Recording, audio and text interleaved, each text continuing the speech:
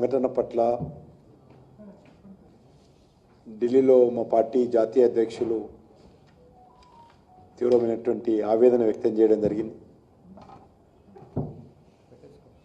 వారు రాష్ట్ర అధ్యక్షుల వారికి ఫోన్ చేశారు. ఆ తర్వాత నాతో కూడా మాట్లాడారు.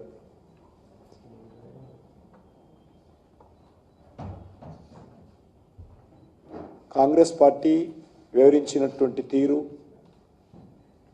రాష్ట్ర ప్రభుత్వం స్పందించినటువంటి విధానం ఏదైతున్నదో చాలా దుర్మార్గంగా, ఒక మక్తలే కాదు తెలంగాణ వ్యాప్తంగా మా రాష్ట్ర అధ్యక్షుల వారు చెప్పినట్టు దుర్మార్గంగా వివరించడం జరిగింది.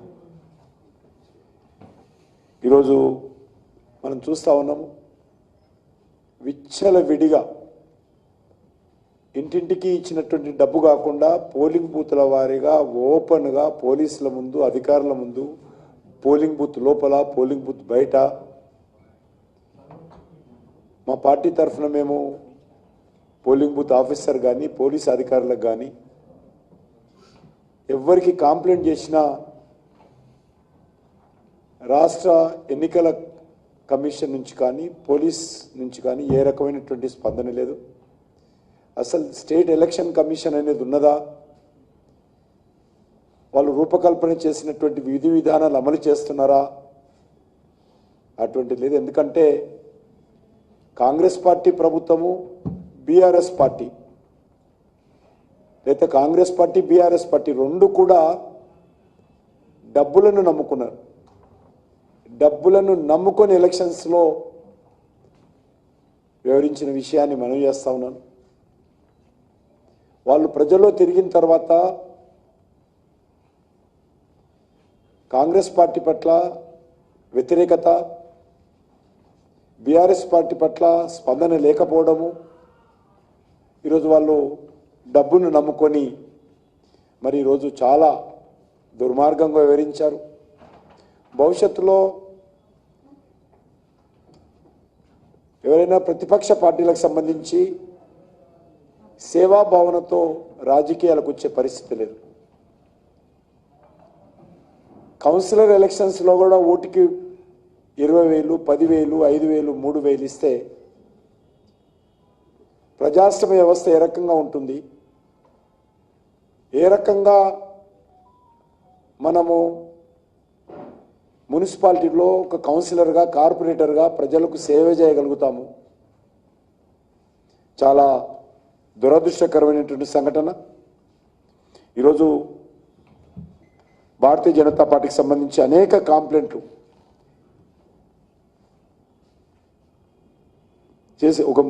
చేసినప్పుడు కూడా ఎక్కడ కూడా స్పందన లేదు. వివరాలు అనేకం ఉన్నాయి. అయినప్పటికీ కూడా ఇంత దౌర్జన్యము, అధికార దుర్వినియోగము, విచ్చలవిడిగా పంపిణీ చేసినప్పటికీ కూడా డబ్బులు భారతీయ జనతా పార్టీ మంచి ఫలితాలను ఈ ఎలక్షన్స్లో సాధిస్తాము. ఆ రకమైనటువంటి మా పార్టీ స్పందన బాగా లభించింది. చివరగా ఎలక్షన్ కోడ్ ఉంది. ఈరోజు బహుశా కౌంటింగు ఈవెన్ మున్సిపల్ చైర్మన్ అయ్యేంత వరకు కూడా ఎలక్షన్ కోడ్ ఉంటాయి. దాని రూల్స్ ఏందో ఇంకా తెలియదు నాకు పూర్తిగా. కానీ ఎలక్షన్ అవుతూ ఉంటే తెలంగాణ వ్యాప్తంగా ఉన్నటువంటి మున్సిపాలిటీస్, మున్సిపల్ కార్పొరేషన్ సంబంధించినటువంటి ఎలక్షన్ జరుగుతూ ఉంటే ఈరోజు అనేక మంది ఐఏఎస్ ఆఫీసర్ని ట్రాన్స్ఫర్ చేశారు. అసలు ఈ ఎలక్షన్ కమిషన్ ఎందుకు, దానికి విధి విధానాలు ఎందుకు, నామ్స్ ఎందుకో నాకైతే అర్థం కాలేదు. అనేకమైనటువంటి మున్సిపాలిటీస్కు, కొత్త మున్సిపాలిటీస్కు, మున్సిపల్ కార్పొరేషన్స్కి ఆఫీసర్స్ వేశారు. అనేకమైనటువంటి వివిధ మంత్రిత్వ శాఖలకు సంబంధించినటువంటి అధికారులను ఈరోజు ట్రాన్స్ఫర్ చేయడం, కొత్త వాళ్ళని వేశారు. రెండవది, 3 కార్పొరేషన్స్ కొత్తగా క్రియేట్ చేశారు. అంటే 1+2. ఇది కూడా ఎలక్షన్కి సంబంధించినటువంటి విధి విధానాలను వయలేట్ చేసినట్టే.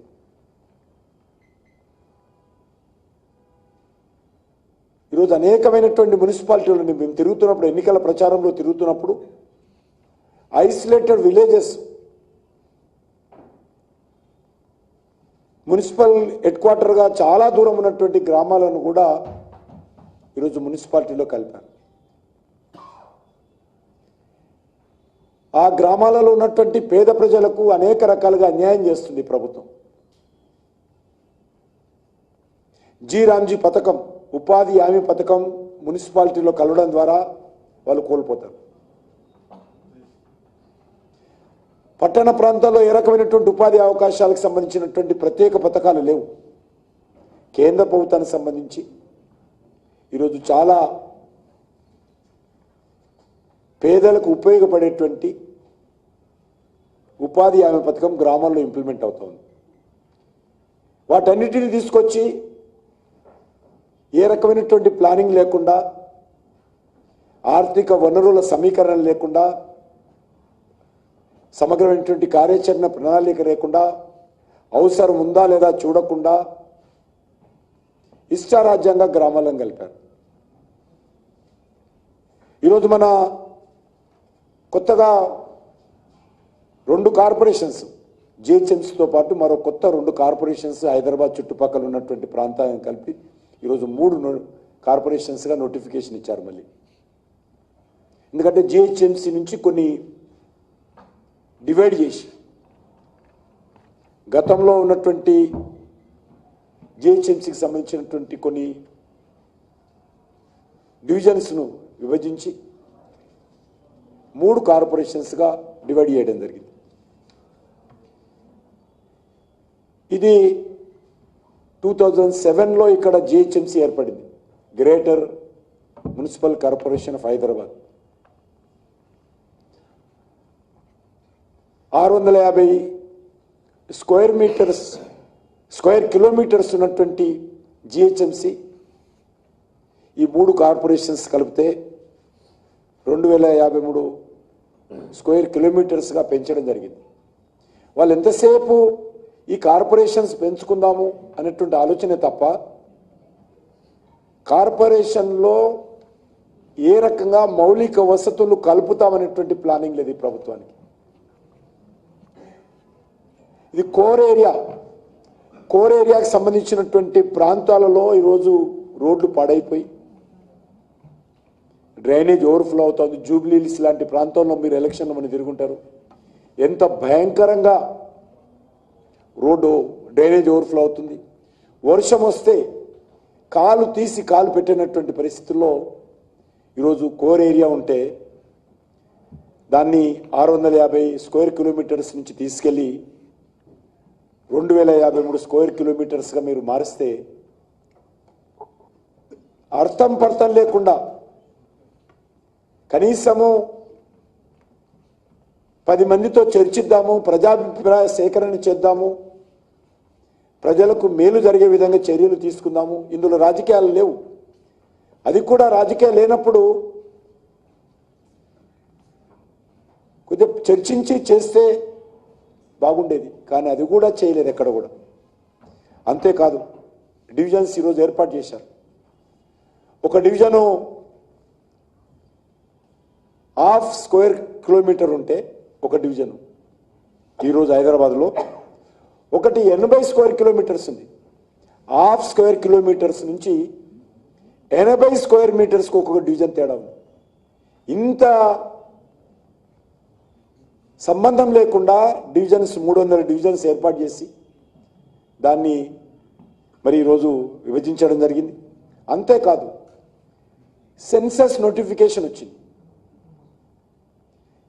సెన్సస్ సంబంధించినటువంటి నోటిఫికేషన్ వచ్చిన తర్వాత రెవెన్యూ గ్రామాలు కానీ వార్డులు విభజన చేయకూడదని దేశమంతా కూడా రాజ్యాంగం ప్రకారం, కాన్స్టిట్యూషన్ ప్రకారం నోటిఫికేషన్ ఇచ్చింది. ఇచ్చిన తర్వాత ఈరోజు గజ్వేల్, నల్గొండ, హైదరాబాద్ 3 కార్పొరేషన్స్ విభజించడం జరిగింది. ఇది పూర్తిగా చట్ట వ్యతిరేకం. ఈ నిర్ణయం ఏదైతున్నదో సెన్సస్ అనేది రాజ్యాంగబద్ధంగా జరిగేటువంటి ప్రక్రియ. ఆ ప్రక్రియకు సంబంధించిన నోటిఫికేషన్ ఇచ్చి వాళ్ళు యూనిట్స్ ఏర్పాటు చేస్తారు. ఆ యూనిట్స్ ఏర్పాటు చేసిన తర్వాత ఎక్కడ కూడా రెవెన్యూ గ్రామాలు కానీ ఎక్కడ కూడా వార్డుల యొక్క పరిధి బార్డర్ కానీ మార్చడానికి వీల్లేదు. కానీ నిస్సిగ్గుగా దేశంలో ఎక్కడ కూడా జరగలే, ఒక తెలంగాణలోనే ఈరోజు నేను కనుక్కున్నాను దేశంలో ఎక్కడైనా జరిగిందని. ఎక్కడ కూడా జరగడం లేదు. ఒక గ్రామ పంచాయతీ పరిధి పెంచలేదు, ఎక్కడ కొత్తగా ఒక రెవెన్యూ గ్రామ పంచాయతీ మార్చలేదు, ఒక జిల్లా పరిధి మార్చలేదు. ఎక్కడ కూడా తెలంగాణలో నిస్సిగ్గుగా ఈ ప్రభుత్వము హైదరాబాద్ జిహెచ్ఎంసీ, కొత్తగా వచ్చినటువంటి సైబరాబాదు, కొత్తగా వచ్చినటువంటి మల్కాజిగిరి, అదేవిధంగా గజ్వేలు, నల్గొండ, ఇక్కడ ఈ యొక్క మున్సిపాలిటీలో అనేకమైనటువంటి కొత్త గ్రామాలను వార్డులను మార్పులు చేర్పులు చేయడం జరిగింది. దీనిపైన ప్రభుత్వం ఏమాత్రం ఈ యొక్క ఫ్రీ చేయడం జరిగింది. 31 డిసెంబర్ 2025 తర్వాత ఏ మార్పు చేయకూడదని చెప్పి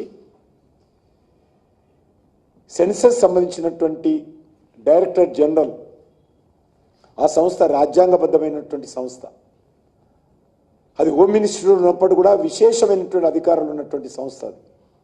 ఆ సంస్థ నోటిఫికేషన్ ఇచ్చింది. మళ్ళీ ఇప్పుడు నోటిఫికేషన్ ఇచ్చిన తర్వాత ఈరోజు మార్చుకున్నారు. వారు చెప్పారు ఏదైనా మార్పులు చేర్పులు ఉంటే ఆ మార్పులు మే 2027 దాకా మార్చడానికి వీలేదు. మళ్ళీ ఇప్పుడు ఏ రకంగా మార్చారో అర్థం కావడం లేదు. అంతేకాదు, ఈరోజు మనం చూసాం మున్సిపాలిటీస్ కూడా కొన్ని ఓఆర్ఆర్ బయట ఉన్నాయి గ్రామాలు కార్పొరేషన్లో, కొన్ని ఓఆర్ఆర్ లోపల ఉన్నటువంటి వాడిని ఎక్స్క్లూడ్ చేశారు.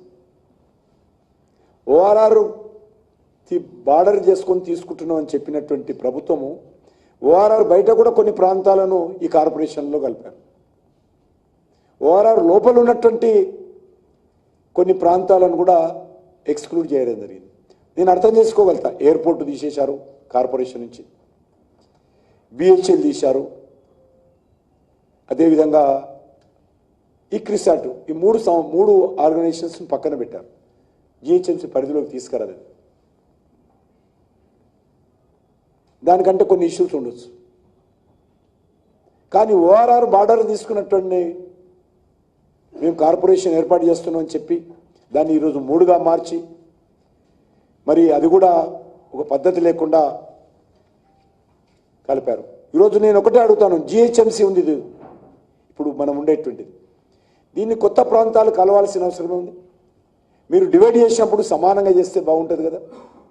కానీ మజ్లిస్ పార్టీ ఒత్తిడి మేరకు రాజేంద్ర నగరు, మహేశ్వరం సంబంధించినటువంటి మజ్లిస్ డామినేటెడ్ ఏరియా అంతా తెచ్చి సెంటర్లో కలిపారు, మెయిన్ కోర్ జిహెచ్ఎంసీలో కలిపారు. ఇప్పటికే జిహెచ్ఎంసీ కనీస సౌకర్యాలు కల్పించలేకపోతా ఉంది. నేను గతంలో అనేకసార్లు చెప్పడం జరిగింది, తెలంగాణ రాష్ట్రానికి ఈ జిహెచ్ఎంసీ గ్రేటర్ పరిధి నుంచే 70% రెవెన్యూ వస్తుంది. అటువంటి జిహెచ్ఎంసీ 2 ప్రధానమైనటువంటి సంస్థలు ప్రజలకు పౌర సహకారం కల్పిస్తారు. ఒకటి జిహెచ్ఎంసీ మున్సిపల్, ఒకటి వాటర్ వర్క్స్, డ్రైనేజ్ కానీ వాటర్ వర్క్స్ కానీ చేస్తారు. ఈ 2 సంస్థలు కూడా ఈరోజు ఆర్థిక సంక్షోభంలో ఉంది. ప్రభుత్వము జిహెచ్ఎంసీ మీద పెత్తనం చేయడము, జిహెచ్ఎంసీ ఏరియాలో ఆర్ఆర్ ట్యాక్స్ వసూలు చేయడము, జిహెచ్ఎంసీ పరిధిలో పర్మిషన్స్ కావాలన్నా, కట్టిన తర్వాత ఎన్ఓసీలు కావాలన్నా,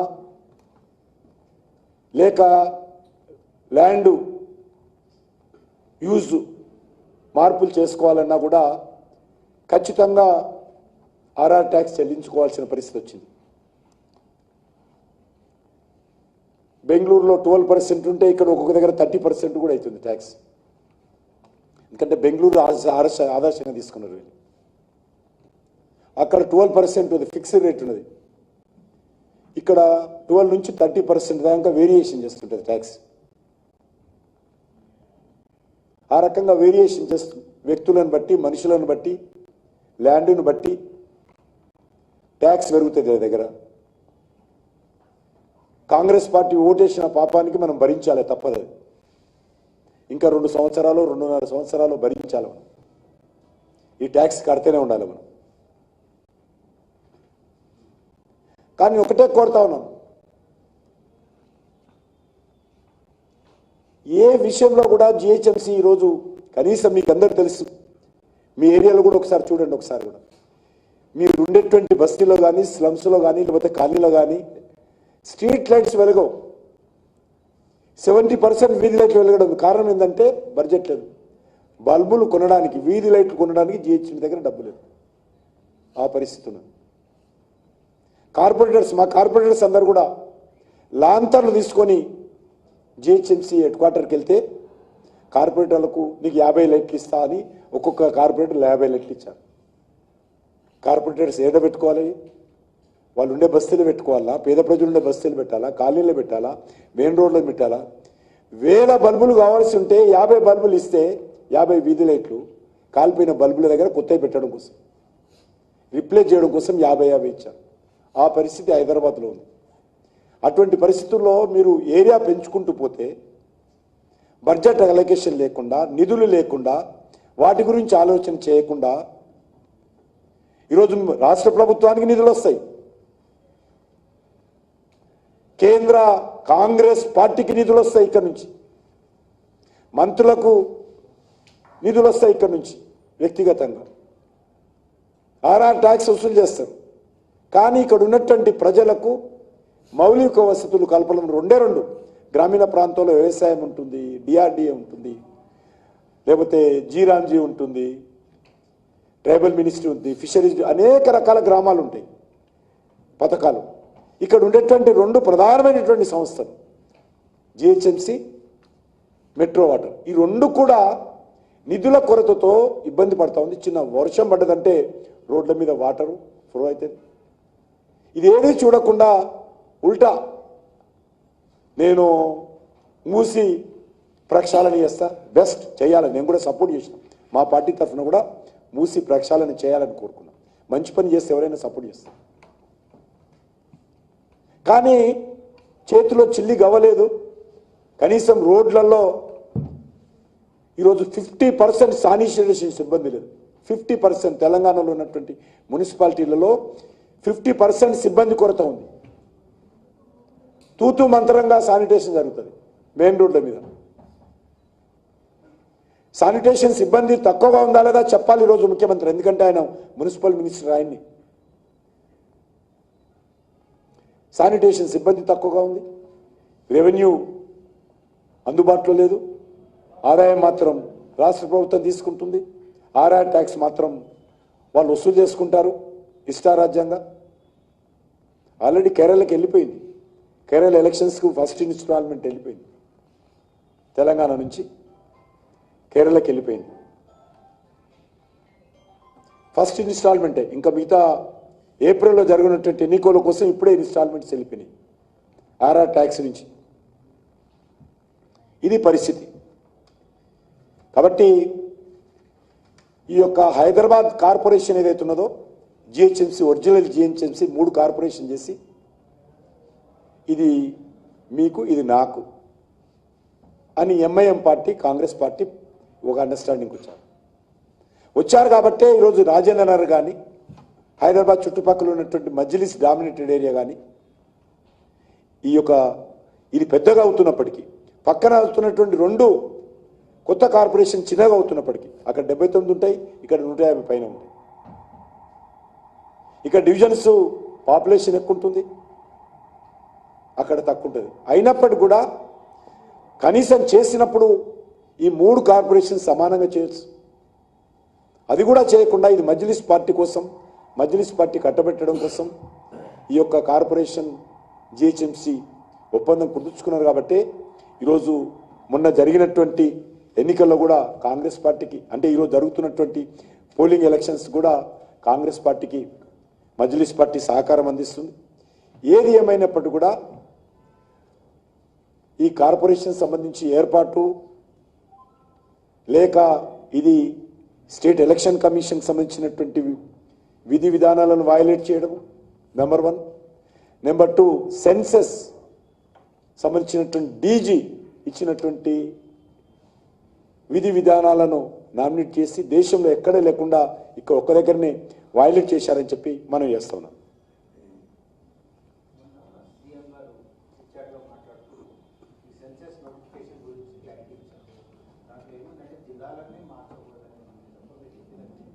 వార్డులు, రెవెన్యూ పరిధులు, ఎందుకంటే ఎన్ని గ్రామాలు ఉన్నాయో గ్రామాలకు సంబంధించినటువంటి యూనిట్ కింద కార్యాచరణ వాళ్ళు రూపొందిస్తారు.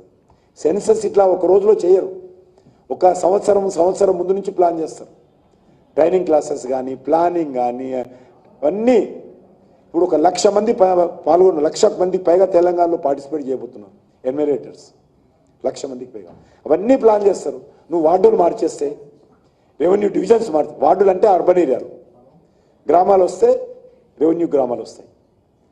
రూరల్ ఏరియాలో రెవెన్యూ గ్రామాలు అంటారు, అర్బన్ ఏరియాలో వార్డులు అంటారు. ఇవన్నీ ఇష్టారాజ్యంగా మార్చుకుంటే ఎట్లా? మీరు వయలేట్ చేయడానికి నిర్ణయించుకున్న తర్వాత, బరి తెగిన తర్వాత ఎవరేం చేస్తారు?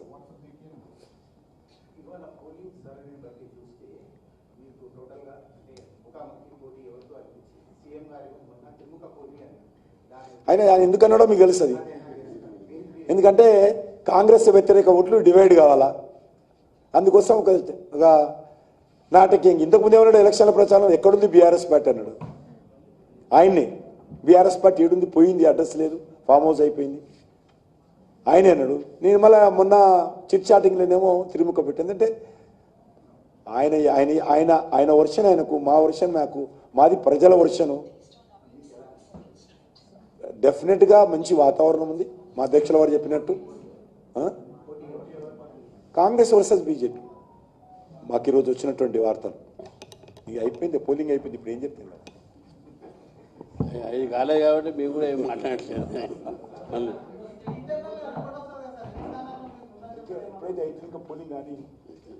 మీరు మీరు కాకముందు మీరు ఎగ్జిట్ పోల్ ఇచ్చేసిండ్రు, వాళ్ళు పోలింగ్ కాకపోతే ఎగ్జిట్ పోల్ ఇచ్చేసిండ్రు. అందుకనే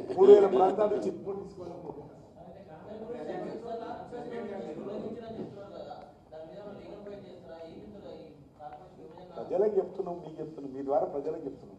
ఈ ప్రభుత్వం ఎంత మాట కూడా అన్న కదా, ఎంత బరి తెగించి వివరిస్తుందో చెప్పాను. ఎక్కడ జరగలేదు, ఇక్కడే జరిగింది. ఎక్కడ జరగలేదు, అది కూడా నేను కనుక్కున్నాను.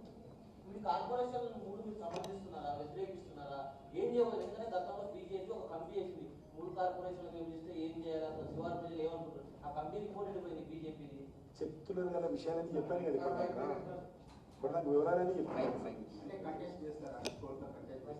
మీరే చెప్తారా సార్?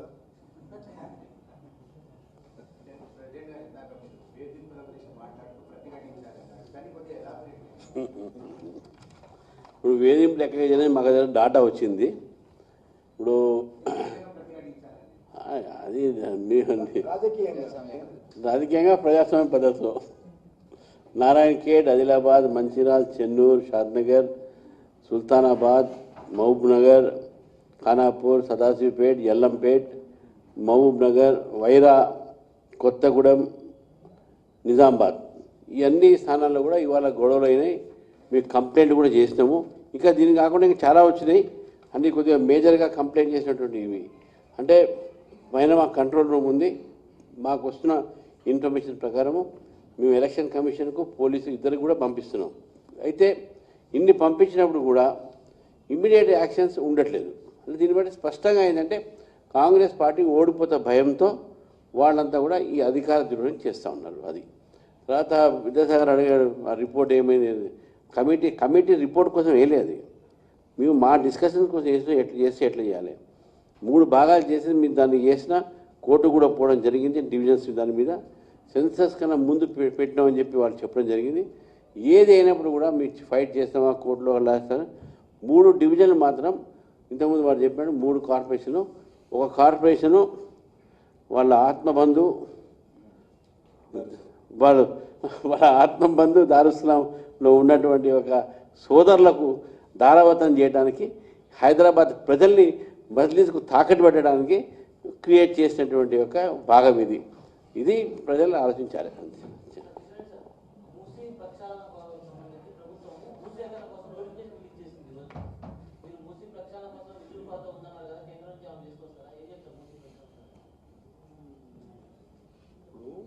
ఒకటి గుర్తుపెట్టుకోండి, ఎవరి ప్రజలకు ఇచ్చినటువంటి హామీ ఎవరి కార్యాచరణ వాళ్ళకు ఉంటుంది.